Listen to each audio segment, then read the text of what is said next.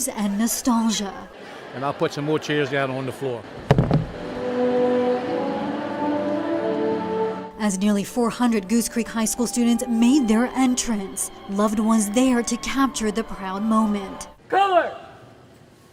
Among them, Nicholas Schott, who had prepared a military tribute. As a nervous father waited in the wings. Been hiding since May. My dad has missed more birthdays and Christmases than I can even remember.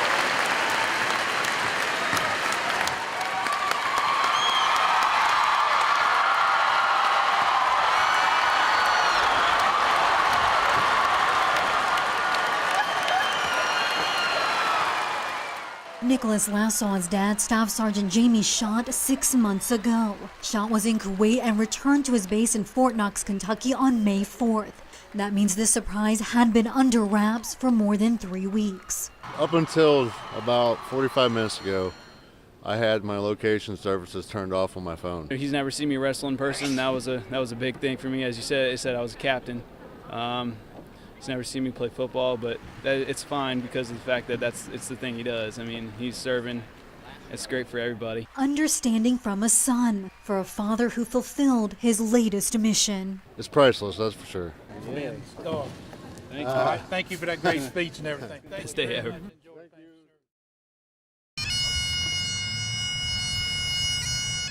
Flowers, flags, and a candle rest alongside the memorials for all of the fallen firefighters, including Michael French. His mom says it's the memories that live on for her. 17 years old, he told me that he knew how he was going to leave this world. It would be on the end of a hose. And I said, boy, you're crazy. And he said, Mom, I'm telling you how it's going to be. One day I'm going to walk in and I won't walk out. It's just like he knew. A life, like 8 others, that was cut short 7 years ago. In the days following, there was a tremendous outpouring of support. Oh, God. We had them come out. They brought in a truck and a crew from Alaska to come down here for us. It start crying, I mean, but it was really something to see. Engineer Brad Beatty, assigned to Engine 19. That's inspired some members of the Honor Guard to repay the respect shown, traveling around the country to attend the funerals of other fallen firefighters. We felt it was our duty to, when something happened in another state, that we should show up and show our support for them too. But the healing process continues here in the Low Country for firefighters, family, and friends, all in their own way. A fellow was out here earlier today. He'd take 4 or 5 steps in and go back out.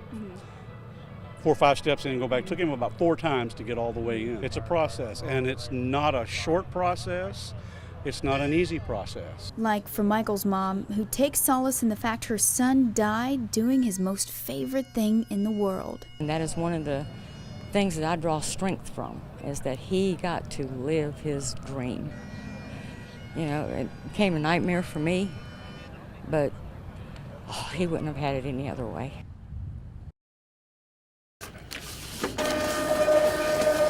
It's been a good day. What did you tell him? We got all of our poll workers. O2 is... Everyone that's been out there today is going to bring all their equipment back in.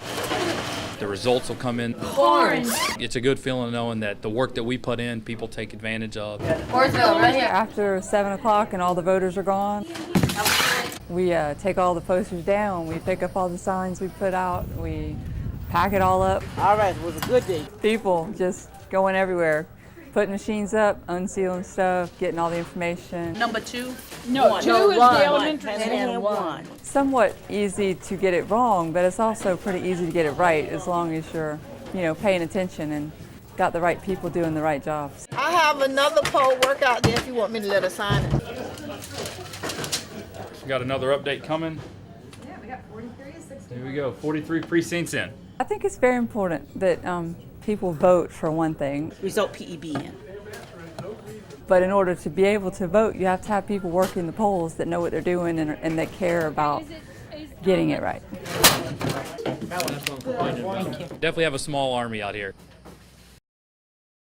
2 young women connected in an unthinkable way. They knew each other, but they have both died in the same sort of incident. 23-year-old Sierra Truesdale and 22-year-old Sandy Patrice Geddes Barnwell were both shot and killed almost 1 year apart. Sierra was murdered last July on her birthday while celebrating at a club in St. George. Sandy was killed in Myrtle Beach just last month over Memorial Day weekend. Both women caught in a crossfire. They were not involved in any wrongdoing, had not committed crimes. They were just out to have fun with their friends, and they were randomly, senselessly, violently shot down. Sierra and Sandy's mothers were among others coping with the loss of their child, trying to find some measure of peace. Let the people know that we are taking our streets back, we are taking our neighborhoods back, and we will not allow terrorists to take over our communities and our people. There was no direct information given to us. 21-year-old Devontae Dantzler was also killed in that triple murder in Myrtle Beach. He was an only child. His mother was very torn up tonight, but had this message. We all have to live in this world together. So the only way we can do it is by educating our kids and showing them love. Loved ones say closure isn't possible until someone is held responsible. It's been real rough for us because we're trying to actually understand what's actually going on with the case and what was transpiring with getting closer to what happened to my nephew. We need to know. That's the first step of healing for us, is to know that there is justice for Sandy and there's justice for Sierra.